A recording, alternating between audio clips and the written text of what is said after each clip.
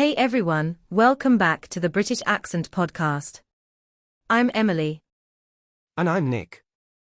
Today's episode is one of those that you'll definitely want to save and come back to because we're diving into English phrases you need to know.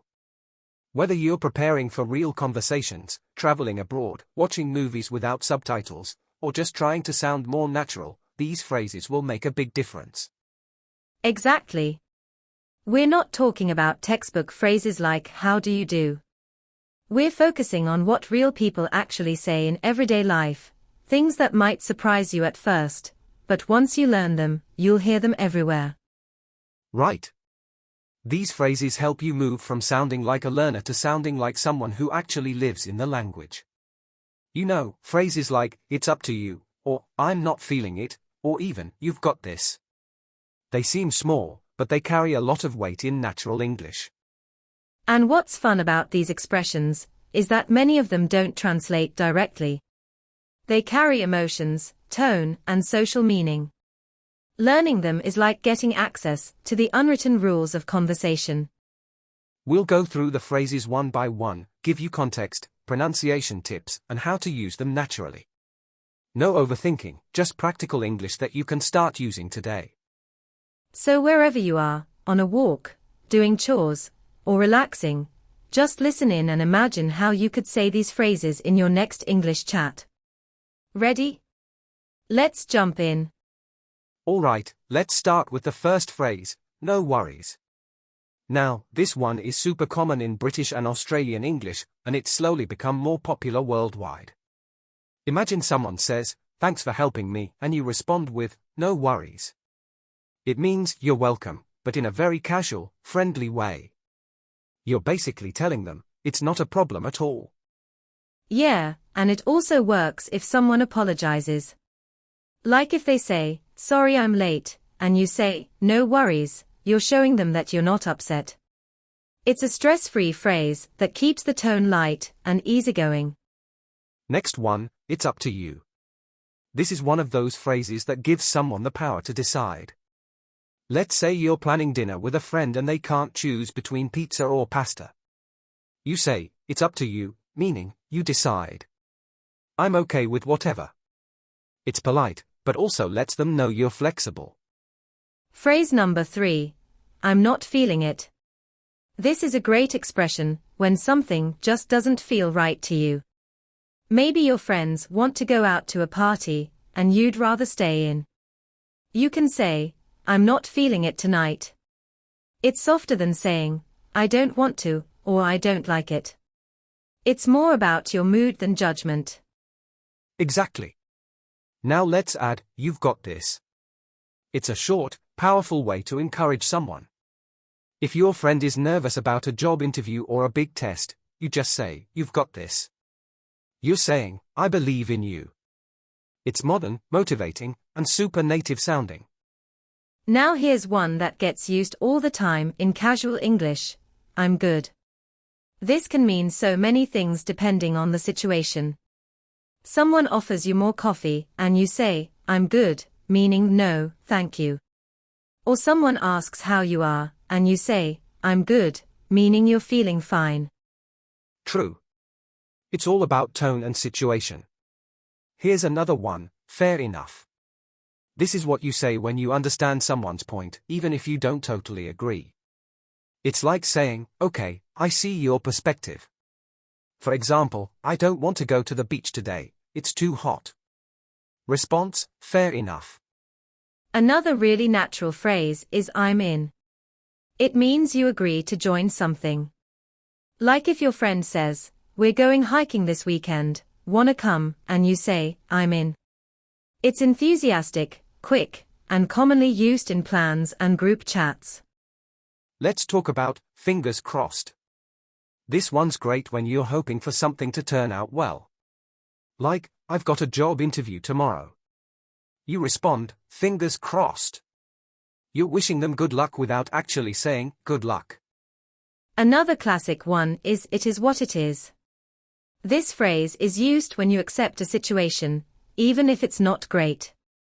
For example, the weather's awful, but I have to walk to work anyway. Oh well, it is what it is. It shows you're not going to complain, you're just dealing with it. And finally for this round, that makes sense. This is such a natural way to show understanding. If someone explains something to you and it clicks, you say, "Ah, that makes sense."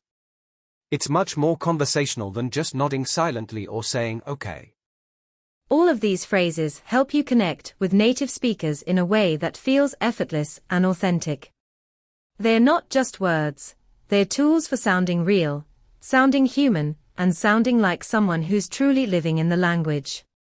Ask ChatGPT. Alright, next up, that's a good point. This is what you say when someone says something smart, or something you hadn't thought of before. Maybe you're in a discussion, and your friend makes a strong argument. You say, "That's a good point." It shows you're listening, respecting their opinion, and you're open to ideas. Super natural in conversations, especially in debates or group discussions. Yeah, and if you want to push the conversation further, you can add something after, like "That's a good point. I never looked at it that way," or "That's a good point, but what if we tried something different?" It shows fluency, because you're not just reacting, you're participating actively. Here's another favorite, "not really." This one's simple, but useful. Someone might ask, "Do you watch reality shows?" and you say, "Not really."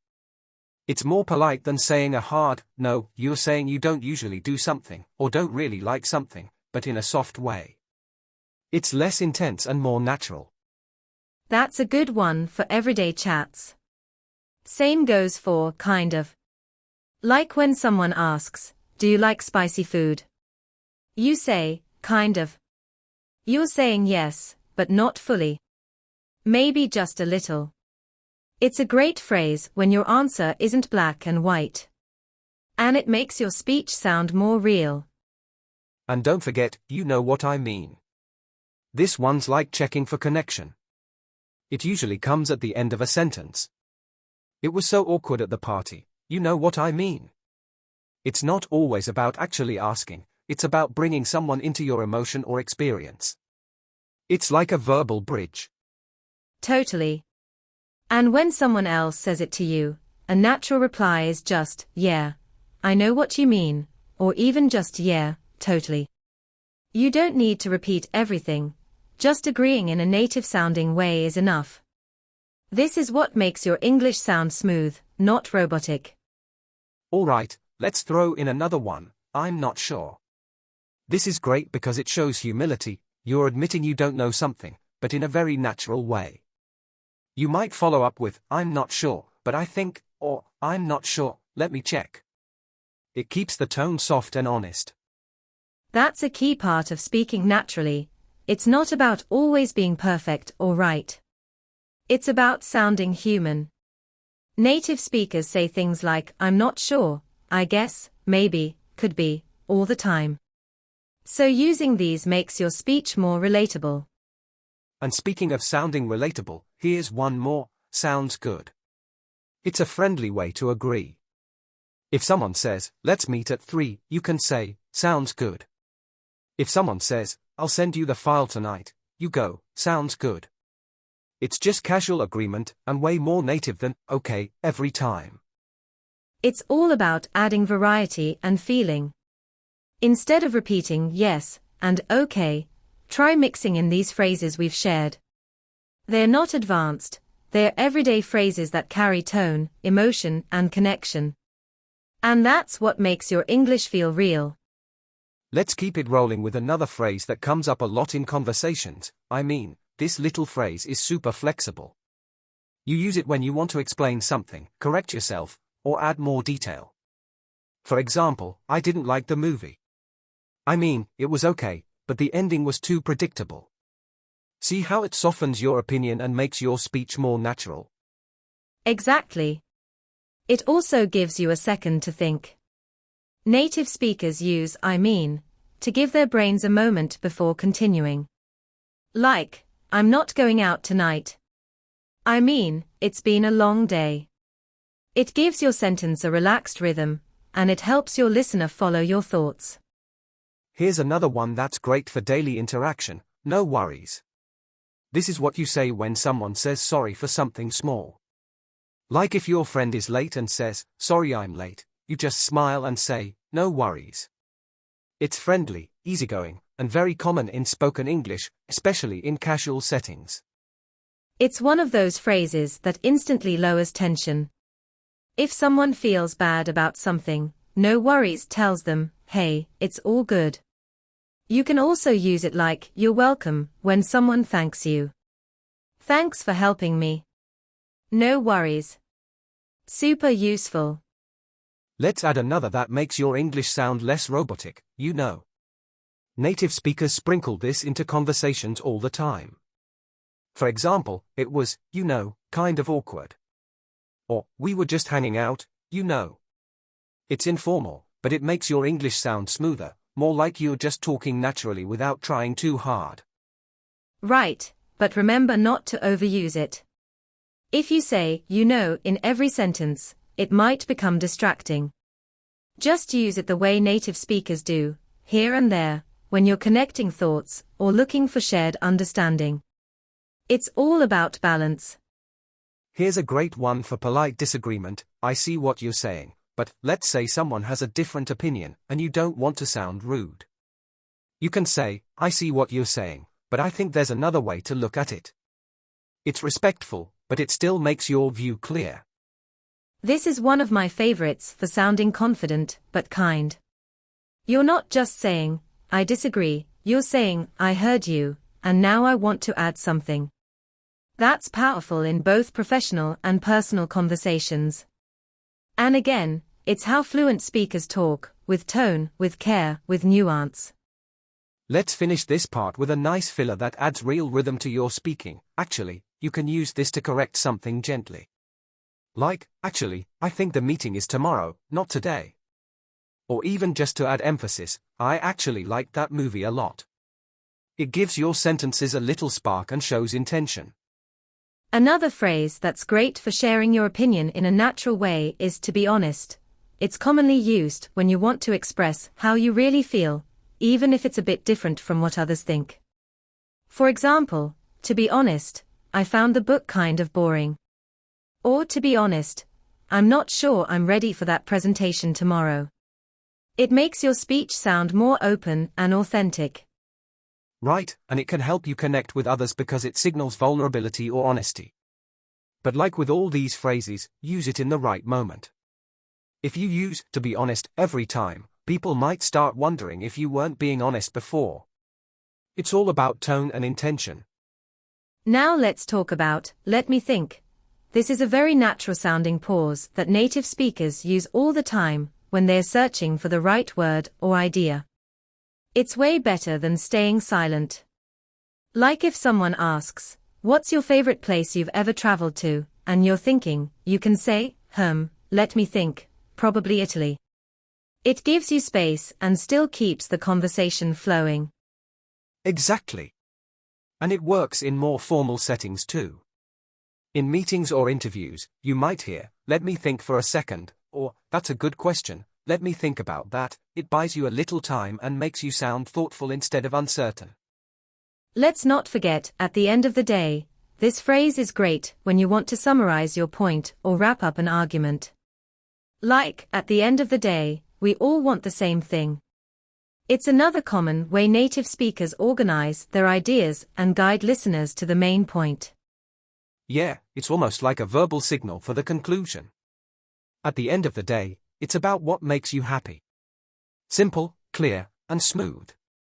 And again, these are the kinds of things that make spoken English feel more like a conversation and less like a textbook.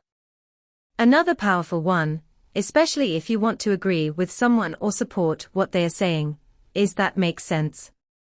It's a great way to show understanding and keep things friendly. "Oh, you decided to stay home and rest. Yeah, that makes sense." Or, "You switched jobs for a better schedule. That totally makes sense." It shows you're listening and engaged. Even if you don't fully agree, saying "that makes sense" is a great neutral way to acknowledge someone's perspective. You can always follow it up with your own thought after, like "that makes sense, but have you considered this other idea?" It's how fluent speakers stay connected while expressing themselves clearly. Another one we hear a lot in conversations is I mean. It's a filler, but it serves a real purpose. It helps you explain or clarify something. For example, I mean, I like the movie, but it was a bit long. Or I mean, she's great at her job, she just needs more support. It gives your sentence a soft, natural rhythm. And it's super common in spoken English. It's like a verbal bridge between your thoughts. You'll hear native speakers say it almost unconsciously. Just don't overuse it in every sentence, but dropping it in here and there definitely makes you sound more natural and less robotic. Let's throw in, you know what I mean. This one's used to check if the listener understands or feels the same. Like, it's hard to stay motivated all the time, you know what I mean. It's not a real question, more like a way to connect and invite agreement. Yes, and even just, you know, works. She's always late, you know, or, it's just not fair, you know. It's kind of like a softener, and it encourages the other person to nod or say something in return. Super common, especially in informal chats. Now, what about no worries? This one's a must-know. It's a friendly, casual way to say it's okay, or don't worry about it. If someone says, sorry I'm late, you can just say, no worries. It's so natural in everyday English, and it makes you sound easygoing. It's also a great way to stay polite when someone makes a small mistake or needs a favor. Like, can I reschedule our meeting? Sure, no worries. It's chill, and it keeps the mood light. Much more relaxed than saying, that's fine, in a stiff tone. Here's another one for when you agree with someone in conversation, exactly. Native speakers use this all the time. Someone says something you totally agree with, and you go, exactly. It's short, sharp, and super natural. It's such a satisfying word. And depending on how you say it, it can carry different energy. You can say it calmly, like, exactly. Or with more punch, like, exactly, when someone nails a point.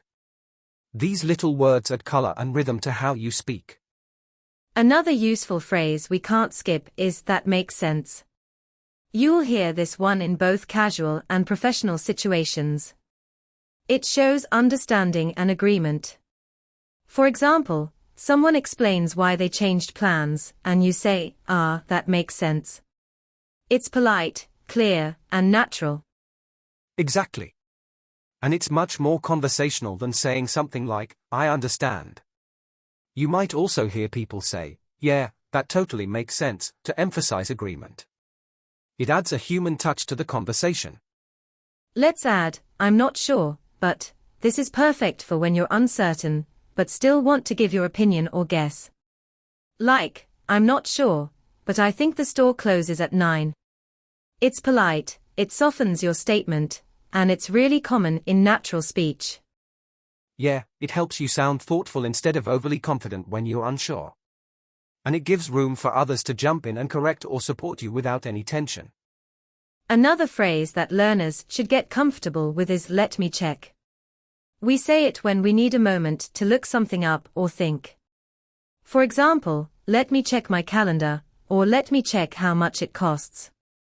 It buys you time and sounds totally natural. And it's polite too. Instead of going silent or saying, I don't know, you show that you're willing to help or look for an answer. It's especially useful in customer service or when making plans with someone. We also can't forget it depends. That's a real native speaker move. When someone asks a question that doesn't have a black and white answer, we say, it depends. Like, is it expensive to travel there? It depends on the season, where you stay, and what you do. It's such a flexible phrase. And it lets you give more nuanced answers instead of a flat yes or no. You can follow it up with details to sound more natural and informative, which is what fluent speakers do all the time. And that wraps up today's episode. We hope these phrases help you feel more confident and sound more natural in real conversations. Remember, it's not just about knowing the words, It's about how you use them in the flow of everyday English. Exactly. Try using one or two of these phrases in your conversations this week. Practice them out loud, write them in a journal, or even repeat them when you hear them in movies or podcasts. The more you expose yourself, the more fluent you'll sound. Thanks for tuning in to the British Accent Podcast. If you enjoyed this episode, don't forget to follow, share it with a friend, and leave us a review. Your support helps us keep creating helpful content for English learners everywhere. We'll be back soon with more real English tips and natural conversation strategies. Until then, keep learning, keep speaking, and most importantly, keep enjoying the journey. Bye for now, and take care.